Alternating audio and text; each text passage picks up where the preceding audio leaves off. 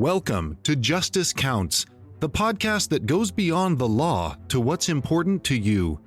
Equal justice for all is a guidepost for our nation, but how do we achieve that?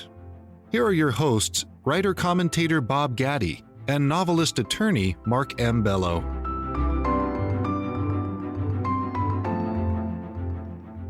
Hey guys, welcome to our podcast. Our guest today is Nicole Porter, who manages the Sentencing Project's state and local advocacy efforts on sentencing reform, voting rights, and confronting racial disparities in the criminal legal system.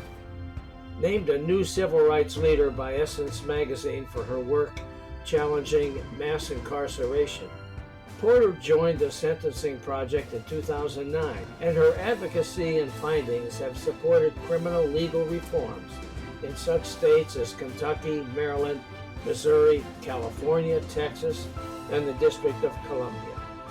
Porter's areas of expertise include research and grassroots support around challenging racial disparities, felony disenfranchisement, in addition to prison closures and prison reuse. She's authored articles on the collateral impacts of justice involvement on communities of color and how current social movements are challenging mass incarceration. The former director of the Texas ACLU's Prison and Jail Accountability Project, Porter graduated from Johns Hopkins University and holds a Master of Public Affairs from the University of Texas at Austin. She also studied African politics at the University of Ghana in West Africa. Welcome to the podcast, Nicole. Thank you all so much for having me. Appreciate it. Nicole, not too busy, are you? I'm so pleased to have you join us today. What a topic. I went to your website. I spent a long time on it. And we're going to only scratch the surface today, unfortunately. But according to your website, there are roughly 2 million people in the nation's prisons and jails today, which represents a 500% increase over the last 40 years. Are we committing more crimes, or is there something else going on? Well, there is something else going on in terms of how the United States responds to rule breaking and crime. I think, it's always important to recognize that crime did increase, leading to responses, those tough responses that can be seen in the prison system in the US. But crime also increased in other parts of the world too. And officials there did not respond in the way that the United States did. So even in the context of increasing crime, and right now, that is dominating the news in terms of increases in homicide and carjackings and other types of crime. Even in the midst of that, officials could make other decisions as opposed to increasing arrests, increasing policing, which is often abusive in over-incarcerated neighborhoods, and also sending more people to prison for the lengthy time that people are subjected to in the U.S. that drives those incarceration rates that you started with. Most of it is related to sentencing law and policy? Is that what you're suggesting? There's a mix of reasons why the incarceration rate is so high. Since the early 80s, American residents have a higher chance of coming in contact with law enforcement, and that's one root cause that explains the growth in incarceration. Because of those higher chances of coming in contact with law enforcement, residents have a higher chance of getting arrested. Once arrested, a higher chance of being charged with a crime. Once charged with a crime, a higher chance of going to prison. And once in prison, a higher chance of being in prison for longer. So all of those reasons together contribute to that significant growth in the nation's prison system, that 500% growth over the last 40 years. So obviously prison is supposed to be, at least to some degree, a rehabilitation process. But it would seem to me that there are societal dangers in incarcerating so many people at one time and keeping them there for so long. True? Absolutely. I mean, one would hope that prison could be an opportunity for rehabilitation, but the reality is because so many people are sent to prison in the United States, it makes rehabilitation challenging. I mean, the United States overall is a country that doesn't have enough resources to support social services for a range of issues, including rehabilitation for rule breakers, people who end up in prison. And prison systems at the federal level and within states are often underfunded, just working to keep the lights on or working to keep the plumbing running, particularly in some of the prisons that are decades old, hundreds of years old, and are suffering from deferred maintenance. So, in systems like Florida and Alabama, where the current prisons are overcrowded and chronically underfunded, also supporting rehabilitation programs to help people who are rule breakers who end up in prison is admirable, but it's often a goal that is underfunded and underdeveloped and undersupported. Now, Nicole, did the war on drugs from the 1980s affect the It certainly helped to drive tougher increase in sentencing laws in the incarceration? 70s and the 80s. There's a couple of federal bills that got passed in the mid 80s, including the 1986 Anti Drug Abuse Act, which included mandatory minimums for crack offending, help driving admissions at the federal level, including very substantial racial disparities in terms of defendants, Black defendants, arrested and convicted of federal crack offenses.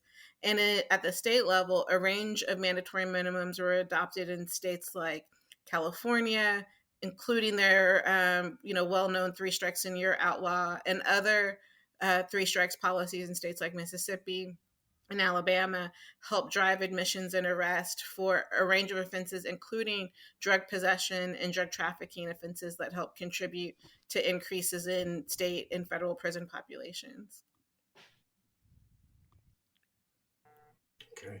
What alternative methods are there to deal with drug law violators, and why would they, if there are any, and I know your website says there are, that's why I'm asking the question. Sure, yeah. I'm so transparent. No, I look but forward but why would they be preferred over incarceration? Why would they prevent drug related crime more than incarceration would? Well, it points back to choices that politicians and officials have in responding to the problem they're working to address. I think the idea of disappearing or arresting our ways out of the drug problem has proven to be ineffective for a range of reasons. One, you remove drug dealers from the corner because of other social policy issues, including chronic underemployment, particularly in disinvested communities where there's low employment rates and high rates of poverty. There's going to be people to replace drug dealers on the corner, and that is often what's happened. So in high incarceration zip codes, the $1 million blocks of Los Angeles and Brooklyn and Cleveland and Washington, D.C., when corner boys are arrested, it doesn't take too long for their replacements to be found and to take their space on the corner, offering drug selling and other drug trafficking and higher level drug participation in the local drug trade. Not to mention, if there aren't solutions to address why people use drugs, then there will always be a market for drugs. There's been a shift over the last 30 to 40 years driving different responses to why people need drugs, and then the market for drugs, including the causes of the current opioid crisis and some policy changes that have contributed to that. And before that, the heroin crisis and the crack crisis of the 80s, and the violence associated with it that contributed to a great deal of drug violence or violence related to the drug trade. So if officials are focused on responding to that, not just removing drug dealers who are on the corner, but also addressing why people use drugs, and those solutions would better serve addressing arrest and admissions to prison for drug use. There's a range of other ways to do that, including expanding public health support, providing connections to drug users who outside of police contact and potential court cases, there is a role for doctors in supporting their patients who might present with drug use and drug history, so that doctors and medical providers can, provide treatment plans or treatment support for patients who have a history of drug use.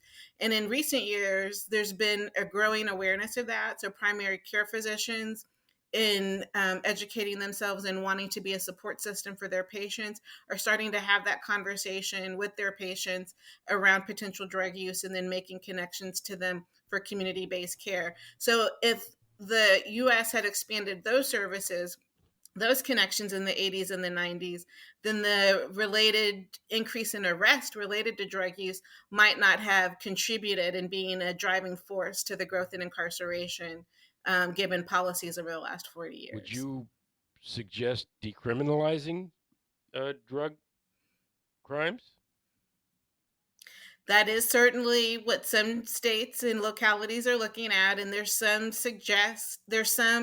thing to point to in terms of rethinking that in following through, and then also seeing what the impact might be on law enforcement and related practices. So in states where there's been changes in marijuana policy, that has influenced changes in the way law enforcement interact with residents. Again, when we started, I mentioned a driving force in incarceration has been the increased presence of policing and the higher chance that residents come in contact with police. So if through decriminalization or a shifting in drug policy helps to address that, then that can hopefully reduce contact with law enforcement, thereby impacting arrest rates and related issues and related admissions into state prison and federal prisons. Other than marijuana, have any states implemented a decriminalization policy toward harder narcotics? Well, states have looked at it in Oregon, and not necessarily decriminalizing possession or use of harder drugs or more serious drugs, but reclassifying penalties associated with drug possession, more serious drug possession.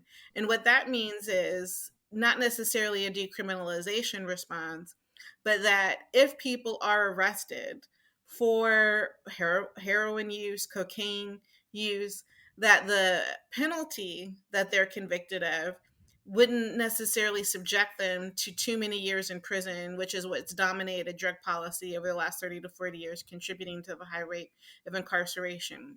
There's been a handful of states that have reclassified certain felony offenses to misdemeanors, which has a range of impact, including either limiting or eliminating outright a prison sanction or a prison sentence associated with the underlying conviction if it's defelonized from a felony to a misdemeanor.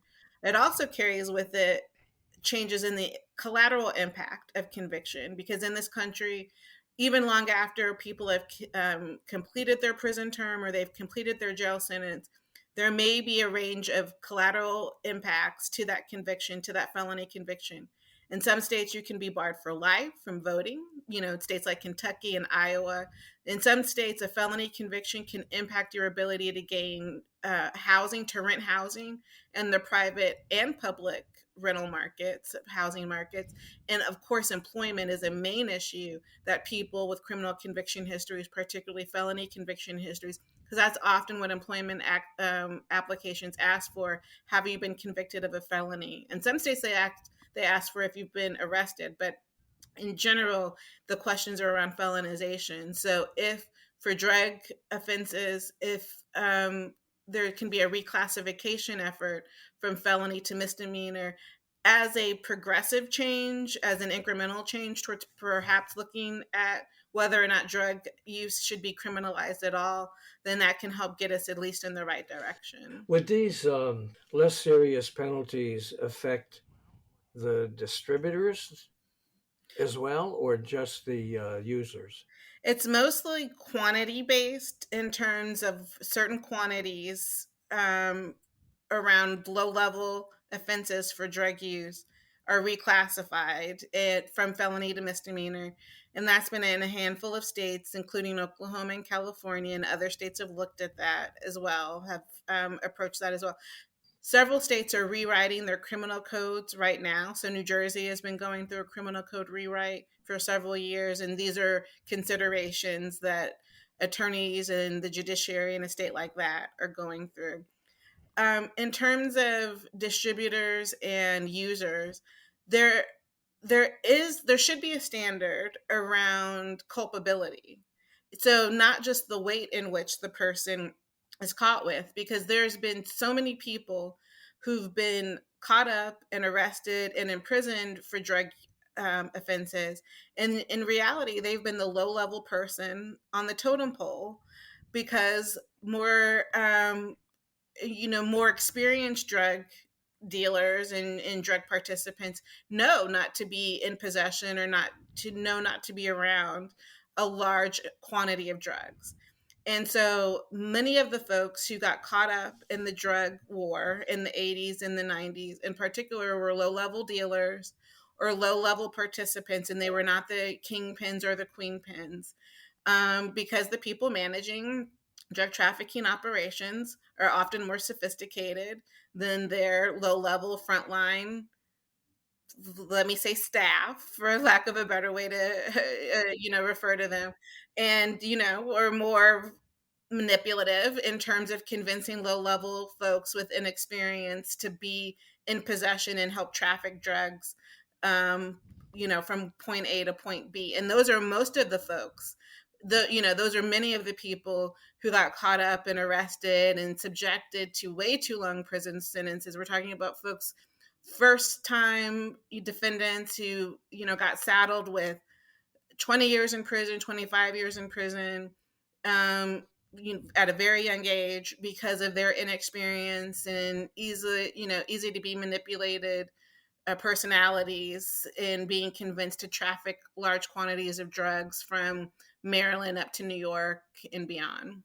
Little story. To your point, I think possession should be completely different than distribution, and possession should be something that is a much minor offense. But I had a secretary whose brother, under Michigan's mandatory minimum, and politicians endeavoring to look good to the public by passing laws that made them, quote, strong on crime.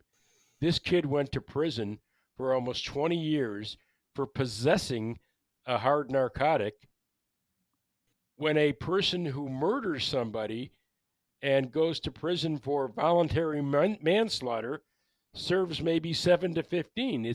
It's mind blowing how these drug offenses became these harsh penalty crimes. So Yeah, I'm with you 1,000%. Um, yeah. and that gets to my next question: mandatory minimums. What impact has mandatory minimums had on prison overcrowding? Are we not locking up people for longer terms, right? Absolutely. That's a driving reason why we have so many people in prison. We still have 2 million people in prison.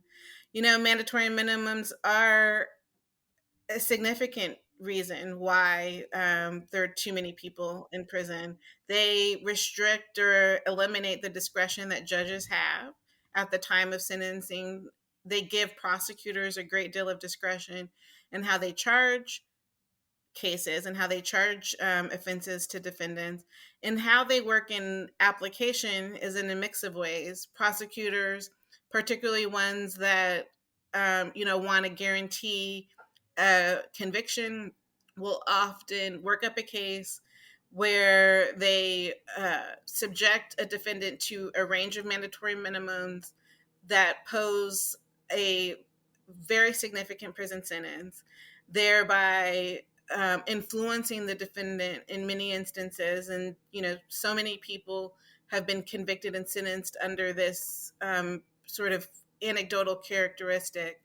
But, impose a defendant to a large number of years in prison, thereby creating pressure for them to plead guilty to a lesser term of years. And the judge has no discretion in states with the mandatory minimum sentence framework where where if the defendant pleads guilty is subjected to those mandatory minimum penalties, then the judge cannot, in most states, depart from those mandatory minimum sentences, then subjecting the defendant to a too long prison term.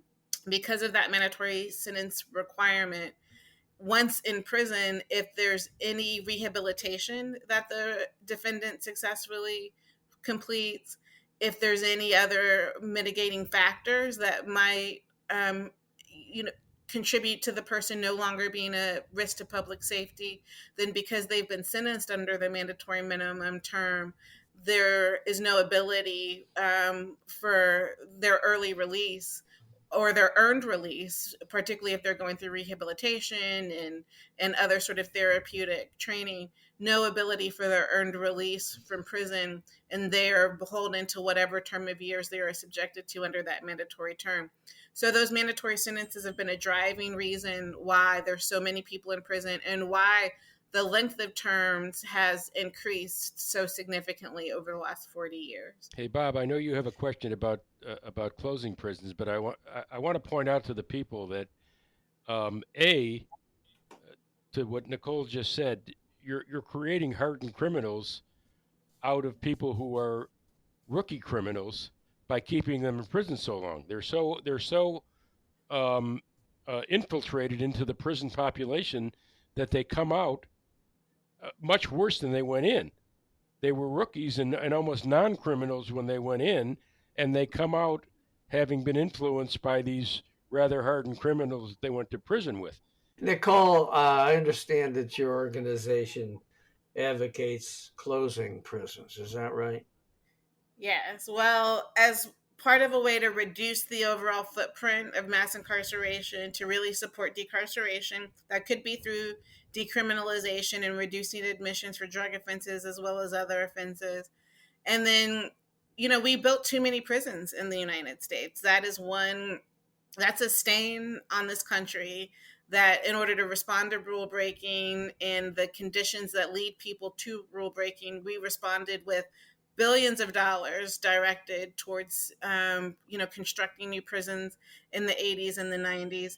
And so, yes, to support decarceration and to help redirect money into other areas of social services for prevention and expanding what a public safety response could be, definitely decommissioning prisons and reusing closed prisons for corrections uses is definitely a goal of the sentencing project and something I'm very focused on. Judges are smart people. Now, I practiced law for 45 years. I've not always gotten along with every judge I've been in front of, and I've had my battles with judges. But judges are far better people to evaluate crime and criminality and sentencing than the legislature is.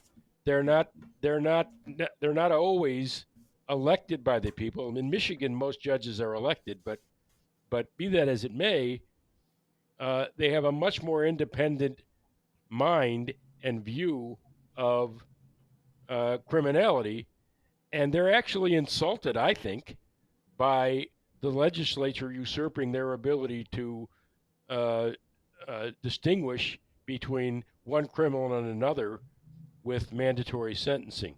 So that's another point I wanted to make. It's not like me to stick up for judges, but but I'm sticking up for judges here. I think they're far better equipped to sentence someone and have discretion in doing so, which the legislature has taken away from them. Very much like they've taken away voir dire away from lawyers. Go ahead, Bob. Yeah, I just want to go back to the closing of prisons because I think a lot of people would be confused about that and perhaps concerned about the idea of, well, we have all these criminals and they're in prison. What are we going to do with all these prisoners that are there if we close these prisons? And prisons are already overcrowded. So that doesn't make any sense to me, they Well, might say. in states where there are serious efforts to close prisons, it is in states that have had successful decarceration efforts. So there's a handful of states like New York, California, New Jersey. Connecticut. These are states where there are current efforts, credible conversations happening right now to close and decommission prisons.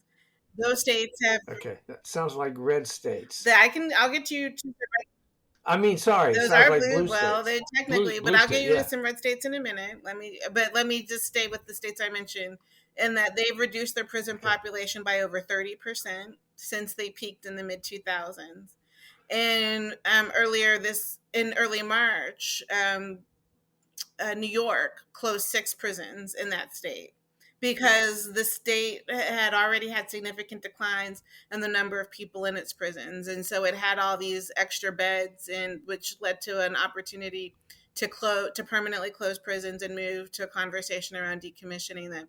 Doesn't There's still over 30,000 people in New York prisons. Let me say there's still places to send people to prison if for new rule breakers and lawbreakers. But the state has moved to close some prisons down. That's also happened in red states. In my home state of Texas, there's been several prison closures over the last 10 years, including ones in the Dallas area. And there's one that was closed after some horrific conditions issues, including this poor woman who was incarcerated there was pregnant, and she was forced to have her child in her cell without any health care support. So, prisons are not safe places. They're often understaffed, underfunded, overcrowded.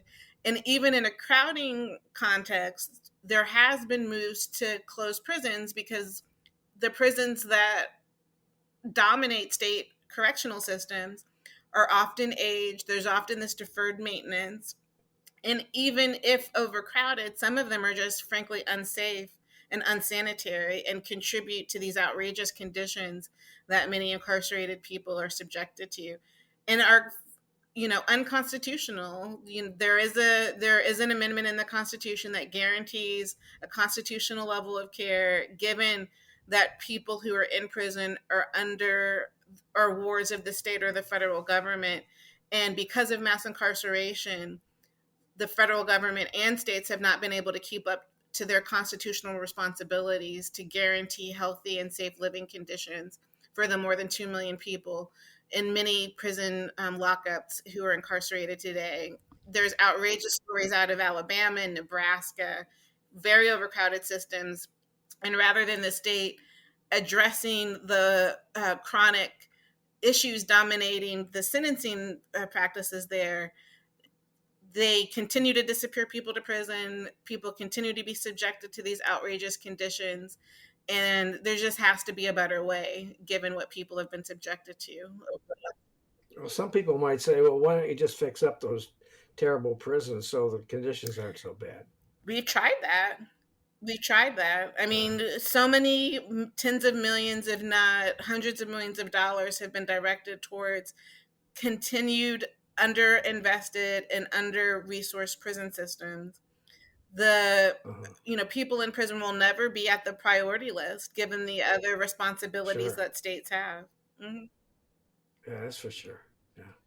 It becomes cruel and unusual punishment, which is the constitutional standard you're trying to avoid. Right. The other point about that is to your oxymoron statement, Bob, is if you take away a certain number of prisons, you're going to have to lock up less people because there aren't that many places to send them.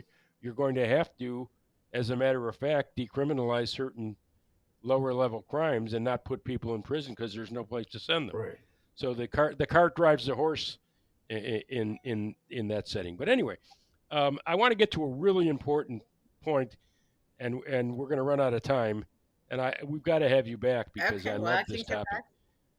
To me, this is the injustice of injustices. But Statistics show that black men are 6 times more likely to be incarcerated than white men. Latinos are 2.5 times more likely to be incarcerated than whites. How does the law enforcement community justify these disparities? What can we as citizens do about them? And how do we as a society address policies and practices that contribute to racial inequality in the prison system? That is a really important question, and we'll get Nicole Porter's response as soon as we return from this message.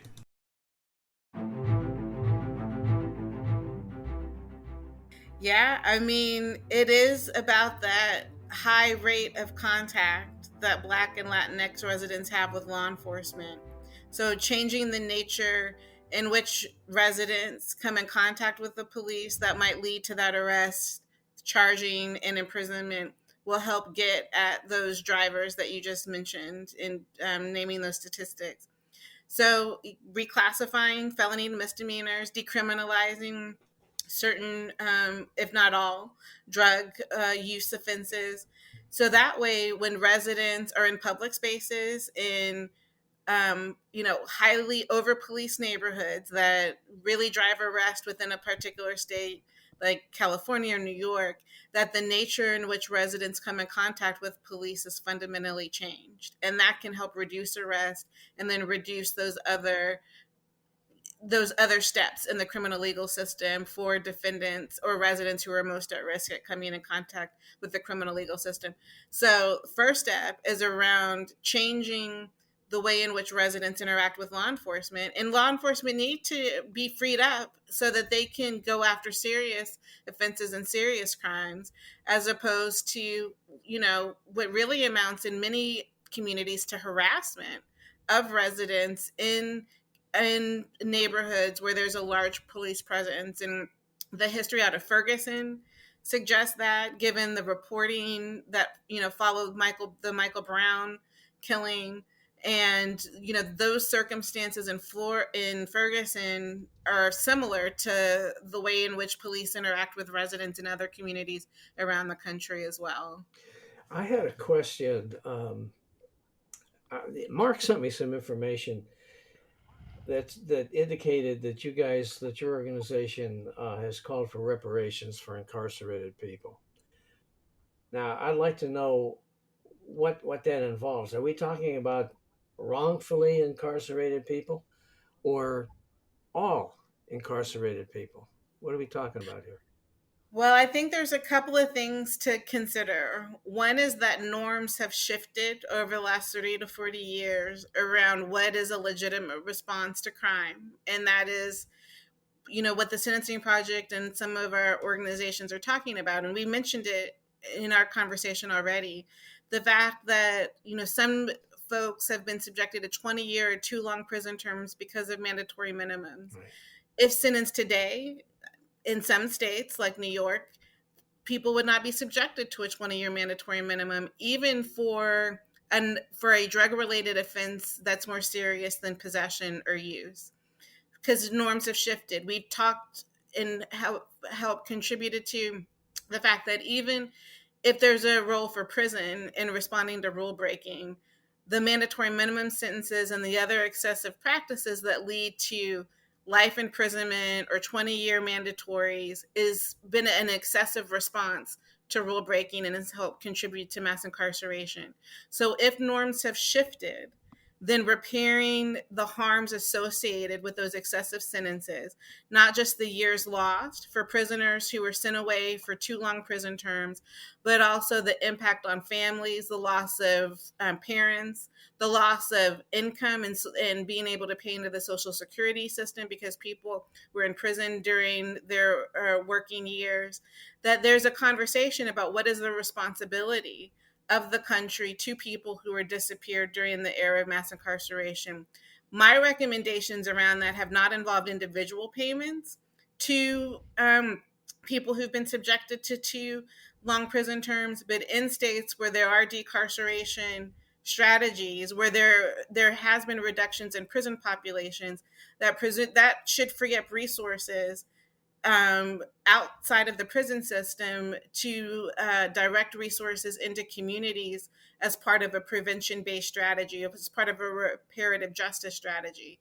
So the recommendations aren't focused on individual payments, but community payments, where many of the prisoners have been sent from, have been imprisoned from, to help invest in a community reinvestment approach that prevents future offending and helps redirect resources into prevention-based public safety strategies. Yeah, I could just hear the howls from the right wingers who say, a guy commits a crime, goes to jail, and now we're going to pay him because we treated him badly. I was thinking the same thing. Good luck with that. Yeah, good. Good luck with that, Nicole. Yeah, my suggestion isn't about in this political climate, that's not going to happen. Yeah, but my suggestion isn't about individual payments. Yeah, it's about community-based payments, given the loss of human and social capital because of the significant impact of incarceration on certain neighborhoods.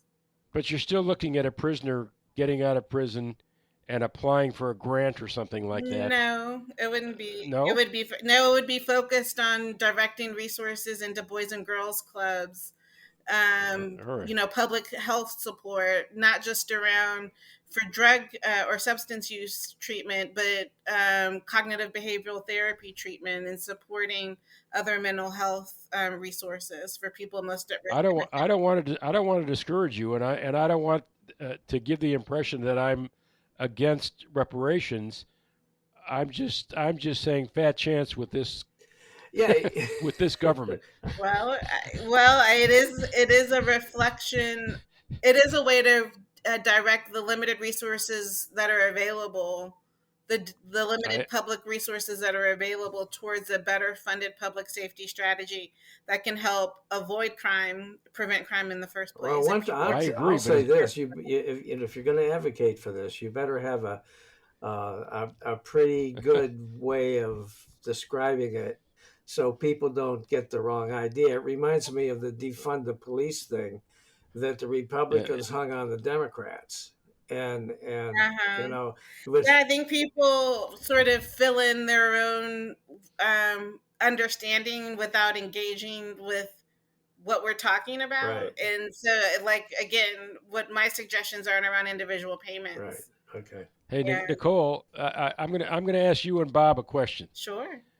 Your Bob's in South Carolina. Mm-hmm. I don't think you mentioned that, but he's a South Carolina resident. I'm in Michigan, which is a purple state. You're in Texas, which is a red state. Well, I'm from Texas. All right. So a politician gets up and says, "I think there should be reparations for all prisoners and programs to help them financially when they get out of prison." What do you think his chances are that he's going to get reelected in South Carolina? Or Texas? I mean, I think people are so focused on the term reparations and their understanding of don't use that word. I would throw that word away, man. Well, I think the document you looked at was testimony to a reparations task force. Defund the police. Just remember, defund the police. God bless you. The Democrats are still paying for defund the police. Yeah, I'm telling you. My recommendation. The word woke comes to mind. It scares the hell out of me. I never have figured out what that means either. People do need to be awake, me either, sir. All right. I just say that in what you read, I was not suggesting individual payments. Yeah. I understand. Community. That kind of leads me directly to my next question, which is mass incarceration as an effective crime fighting tool. Can we expect the system to rehabilitate the average released prisoner? And are there types of crimes that are more or less likely for incarceration to lead to rehabilitation? What is the likelihood that a person coming out of prison after a lengthy stay is going to be rehabilitated? I'm dubious. It's a challenge. Yeah, you're right to be dubious. I mean, it brings to mind what is the purpose of prison in the United States, given the large number of people who are in prison and the lack of resources to support in-prison treatment and education programs as part of a rehabilitation strategy or a rehabilitation goal. There might be a reason to incapacitate someone short term because of their um, tendency towards offending. But where the research says is that most people age out of crime. Most folks who are rule breakers and crime breakers um, are participating in crime in their late teens through their early 30s. And then the age crime curve for most individuals starts to decline as people get older for a range of reasons. People are, going to be more invested as they get older in their family as opposed to any street level participation or, any other, crime level participation that they were involved in their youth. So even when people are in prison and they can't participate in rehabilitation programming, the likelihood that they'll age out of crime is there for a range of reasons, including sort of that mental maturity that every adult goes to. If you think about how different you are now than you were in your youth, everyone, even people who don't have a criminal record, are different people as they get older. And there's obviously a societal protection issue in incarcerating people. For certain people, but definitely. But I don't. Am I correct in assuming that it's not a very good rehabilitation method? Well, you may keep a criminal away from the public, and there's something to be said for that. But the other side of it is you're supposed to make them less of a criminal, and I think they're making them more of a criminal. Well, prisons are often looked at as criminogenic or crime reinforcing institutions because they are underfunded and understaffed.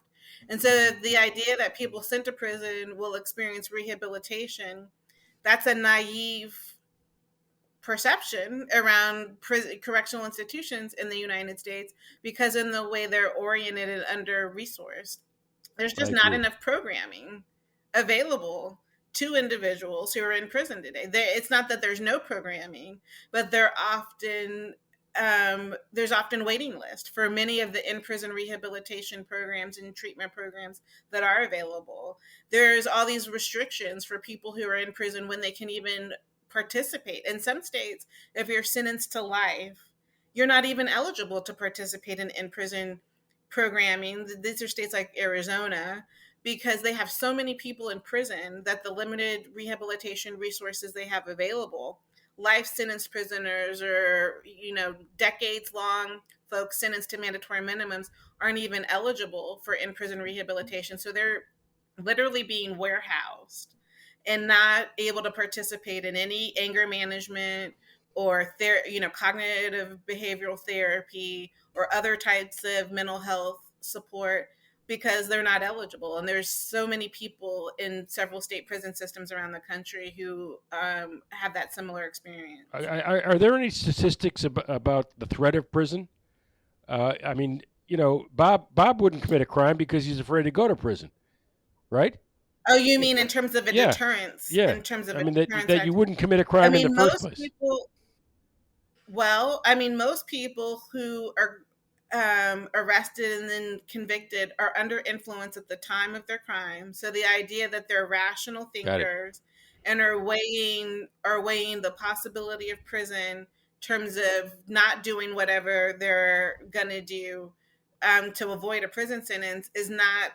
It's sort of not rational policy making because most people are under the influence. They're either drunk or they're or they have a substance use disorder. Most crime is situational. Most murders are not these planned murders that people watch in a true crime drama or on Law and Order. Most murders are situational. They're in the heat of the moment. They might have happened in the commission of another felony. So you can imagine an armed robbery where the defendant ended up killing the victim, but didn't go into the crime, didn't plan to kill the victim. It's not to excuse or dismiss the harm that they caused, but they're also not some crime expert, what's the word, crime mastermind, who went into their armed robbery planning to kill or murder anyone. You just It's touched not, on a again, point not to that is the reason I want to have you back, because we don't have hmm time for it. But that's the felony murder statute. The guy you just talked yes, about very may have committed the murder, but the guy who happens to be in the car with him goes to prison for murder too, and he didn't even know the murder was going to get committed. So we'll talk about that another time. But Bob had a question, and I yes. interrupted him. But Nicole, you mentioned a little while ago, you were talking, I think, about aging out of certain crimes. Now, Yeah. Mhm. how should the penal system adjust incarceration for that? Well, there could be a presumption at release for certain defendants who meet a certain age, 50, 55, older, and who served a certain term of years and no longer pose a risk to public safety. Some states are looking at that, elder parole policies, or and a presumption towards release policy. So that is one way that a system could look at that. So an old geezer like me could go commit a crime and end up with a light sentence. Is that what you? Well, no, what I'm suggesting is people who've aged into Oh, I see. Okay. just, aged, they've been in prison for 20, 30 Right. years. You go into prison now, there are so many folks who've been in for 20, 30 years. They've aged into disability because they're so Okay. long. They might have aged into age related Right. decline. And what is the purpose of keeping them in prison? I mean, those are legitimate Sure. questions to a state prison system and to the greater society. Like, what is the purpose of keeping someone in prison who might have developed some neurodegenerative disorder and now they're in a wheelchair? It doesn't erase the crime that they were sentenced for, but is does keeping them in prison continue to serve a public Some of that is safety politics, role? obviously, like with Sirhan. Absolutely politics. Um, Yeah, absolutely politics. Yeah, no matter what Sirhan does, and other notorious defendants as well, no matter what they do, there will always be an effort to keep them in prison, to reject any early release or parole so what's your recommendations prognosis, for Nicole? them. Are we as a country getting better or worse? Well, there has been some modest decline, but nowhere near the scale of what needs to happen. I think the reality, because the U.S. has so many people who are in prison and who have been to prison, the growing experience around it will continue to influence the overall country, and so hopefully, there will be more political and public support to rethink the way that we respond to rule breakers and crime breakers, and not subject people to these too long prison terms, and contributing to continued efforts around prison population reductions. And yes, I'm going to continue to support prison closures and repairing the harms associated with this mass incarceration era we're continuing to live through. Mark, we're getting close to the time where we need to wrap this up. I understand. I Yeah. understand. Yeah. I want to ask you about the stigma of the criminal record itself. Um, how does a released criminal turn his life around when the criminal record Sure. follows him around all the time, everywhere he goes? Should a released prisoner be eligible to vote, have easy access to a good-paying job, have a safe place to live? For instance, I mean, they put them in halfway houses and in bad neighborhoods or something. Talk about that for a second, and then we'll wrap this up. Yeah, I mean, if people genuinely care about public safety, then continuing to marginalize former prisoners is not a way to get there. Creating a permanent underclass where people, with felony convictions who've been in prison can't participate in the franchise, where they're, marginalized to inadequate housing, low paying jobs because of that felony conviction status. It's not it's not going to support continued low crime rates or trying to reduce crime in the future. So if people genuinely care about public safety, then addressing this permanent underclass that mass incarceration creates is something that folks have to be focused on too. And real quickly, can what about education? If a kid lives in a high crime area, he's in preschool. Are there programs to help that kid develop into a non-criminal? Is there any age where it's too early or too late to teach a kid that there's another way? It's never too late for anyone, and certainly directing resources into education programs targeted to kids most at risk of justice involvement, criminal legal system involvement, would be one public safety strategy that governments and states should be focused on. Throwing resources. Is anybody focused on it? In some states, yeah, I would say a state like Connecticut is a model in many ways. There's been a lot of investments in front-end diversion efforts and therapeutic programming for at-risk youth, not just for the youth, but also the family, to help support the family and reduce future offending for at-risk children, for children at risk of legal involvement. Robert? Nicole, I want to thank Absolutely. you for joining us today on Justice Counts. It was really an informative and fascinating conversation, and Mark Bello and I are grateful.